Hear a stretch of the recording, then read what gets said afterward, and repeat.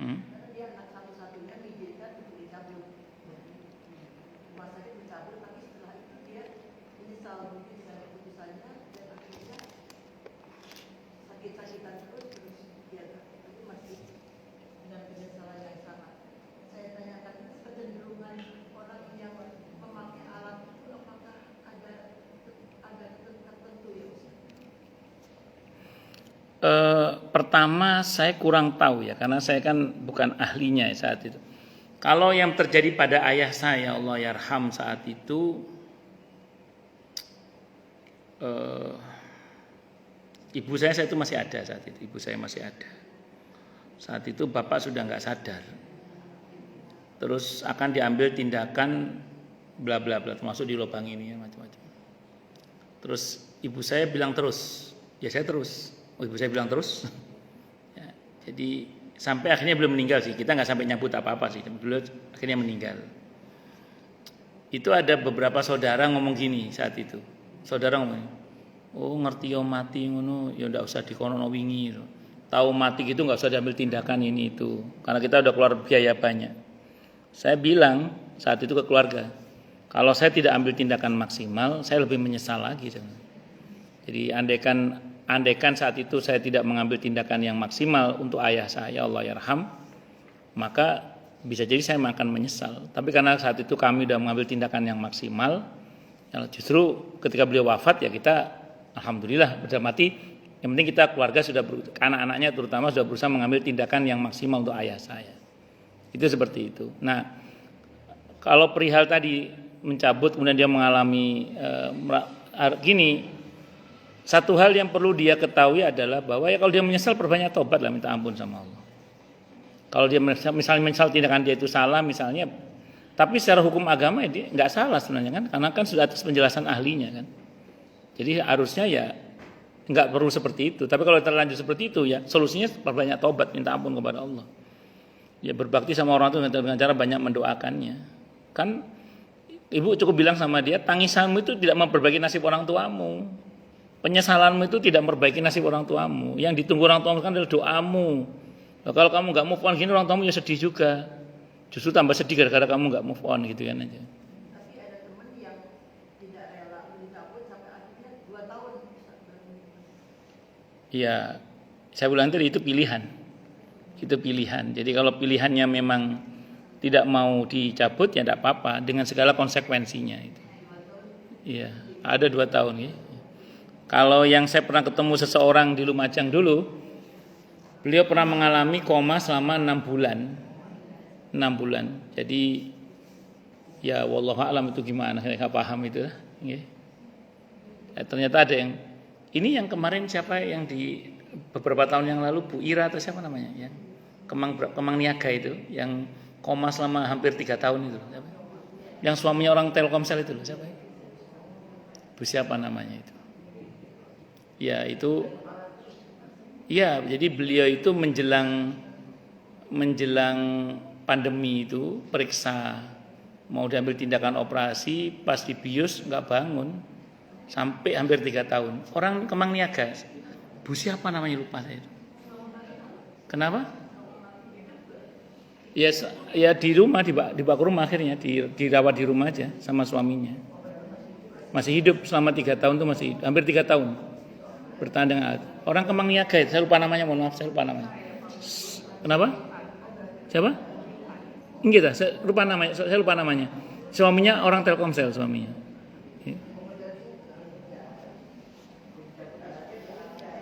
Monggo Bu, yang depannya ini Bu, ya nggih. Bu situ? Bu Yuni. Nggih.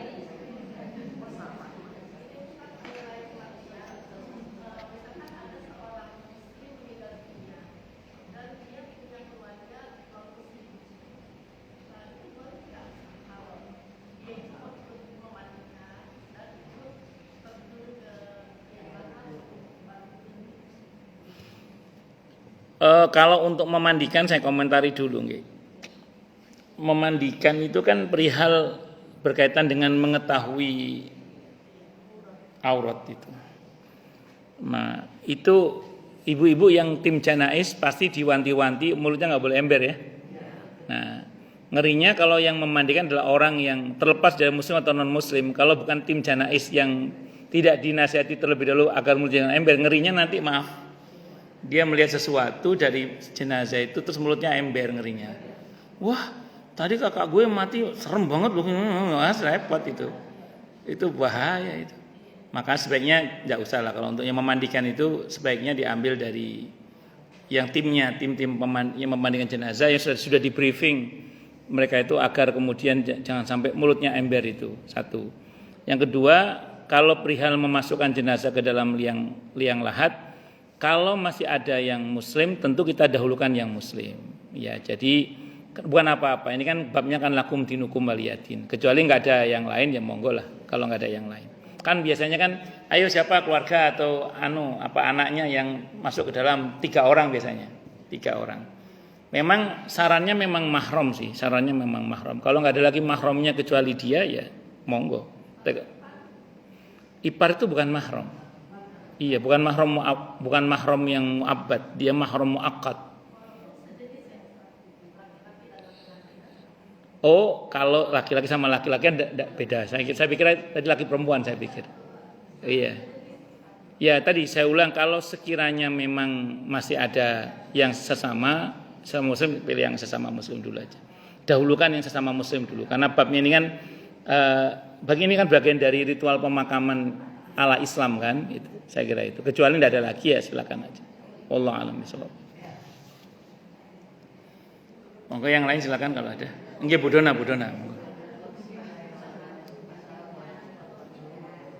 Waalaikumsalam warahmatullahi wabarakatuh.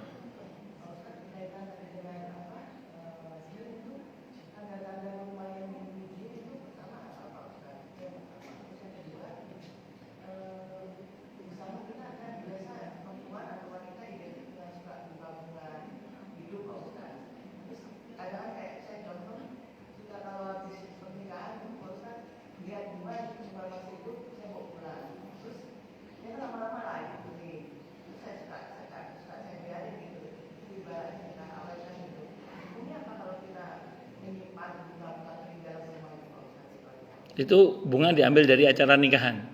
Enggak ngomong sama yang punya hajat.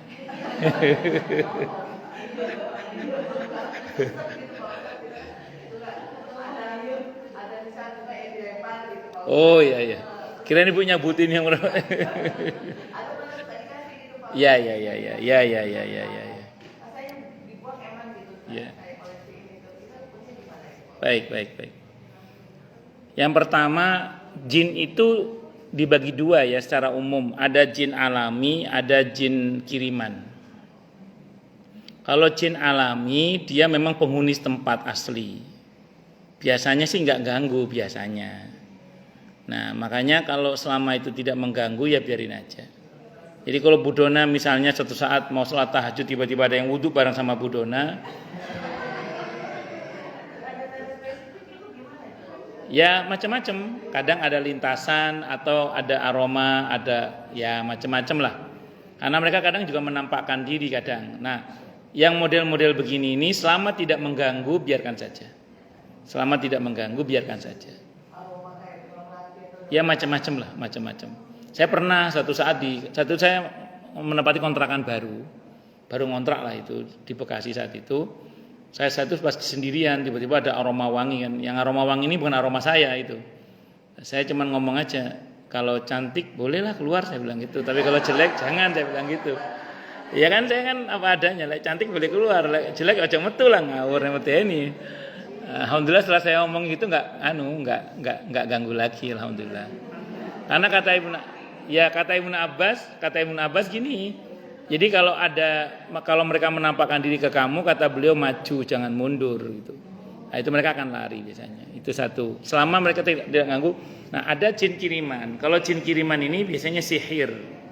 Ini mengganggu emosi, perasaan, terus kemudian kadang ganggu stabilitas ekonomi, kadang ganggu kesehatan penghuni rumah.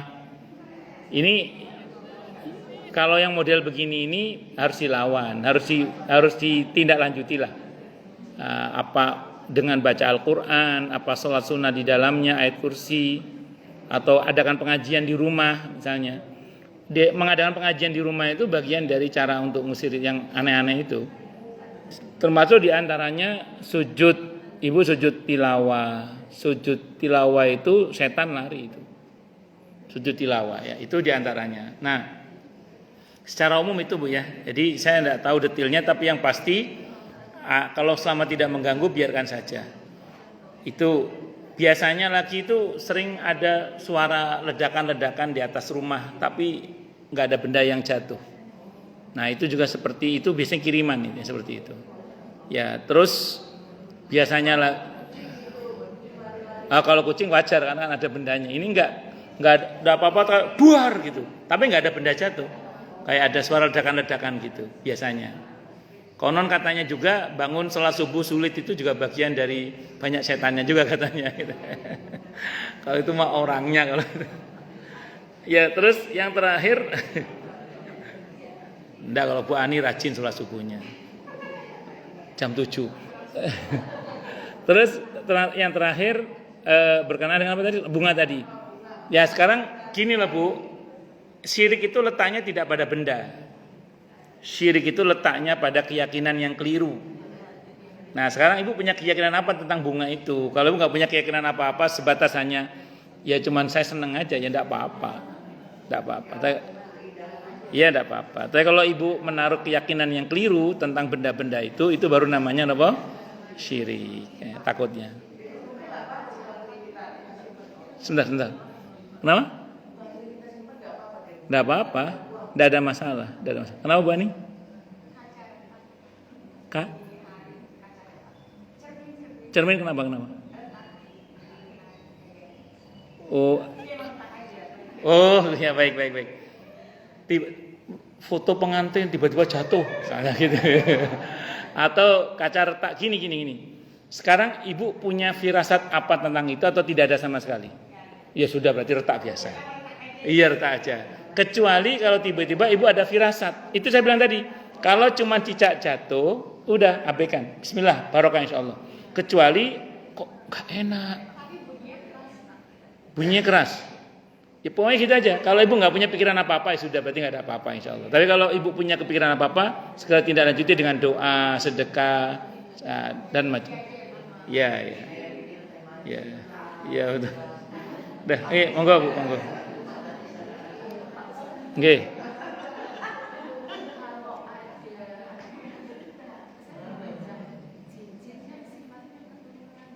Terus nggih.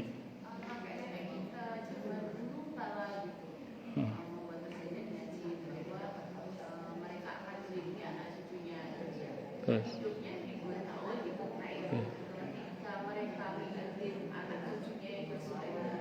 Bagus, saya mau terangkan dulu gini. Betul, jin itu umurnya panjang.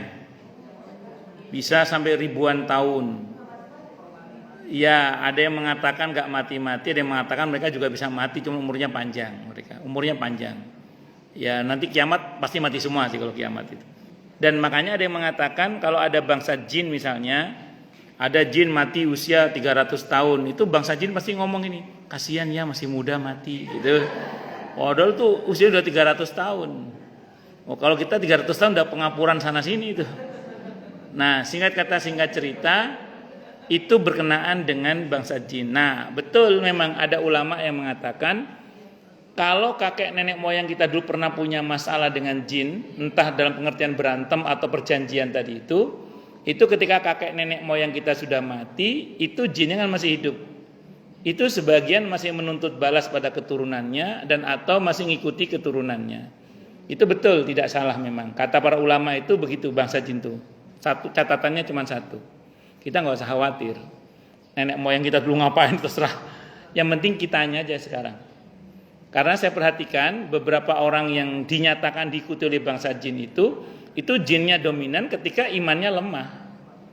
Tapi ketika dia ngaji enggak, ini contoh. Saya dulu punya murid. Di tengah-tengah ngaji gini, tahu-tahu kesurupan. Ya, yang datang kadang nyiblorong atau nyirok itu loh macam-macam.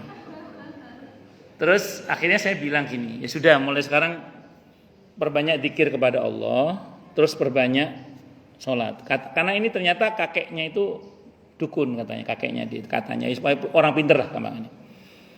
Katanya ini jin yang ngikut katanya. Udah perbanyak ngaji dikir sama Allah. Akhirnya dia ngaji dikir, alhamdulillah, masya Allah. Suatu saat saya dengar dia kumat lagi. Saya tanya, lo kok kumat lagi? Iya lama nggak ngaji Ustaz ya, ngaji lagi. Artinya datang ke majelis ilmu begini ini, makanya saya ulang tadi, tidak usah khawatir.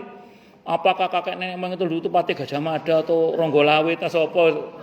Itu nggak masalah. Yang penting itu sekarang kitanya aja.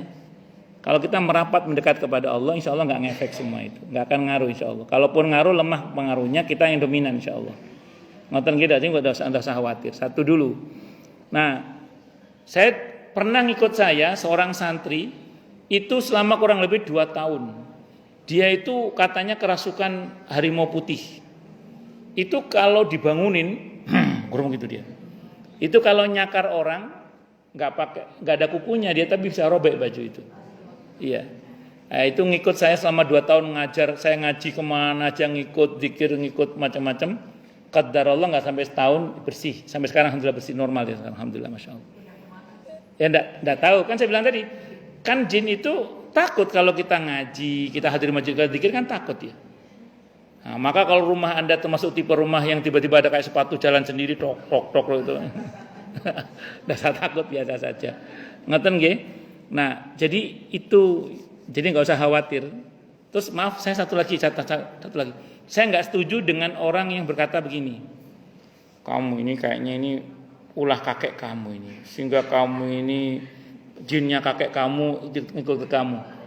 Istilah yang dikhususkan seperti itu maksud saya nggak setuju. Kenapa? Karena membuat anak nanti benci sama kakeknya sama bapaknya. Padahal belum tentu yang ikut dia itu jinnya bapaknya. Bisa jadi adalah ya jin baru gitu itu. Iya, makanya hati-hati. Saya lihat dalam tubuh kamu ini bawaan dari buyut kamu yang ketujuh ini. Akhirnya orang benci sama buyutnya, padahal bukan salah buyutnya. Nah, jadi kalau ada omongan gitu abaikan saja. Jangan sampai kita terprovokasi membenci kakek nenek moyang kita, karena belum tentu itu ulah beliau juga. Nah, saya ulang, yang penting kitanya nggih. Asal insya Allah rajin ke majelis taklim, terus zikirnya bagus, insya Allah lah aman, insya Allah. Atau nggih, cukup dulu ya.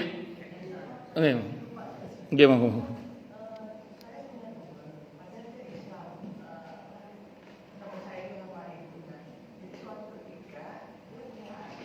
Nggih.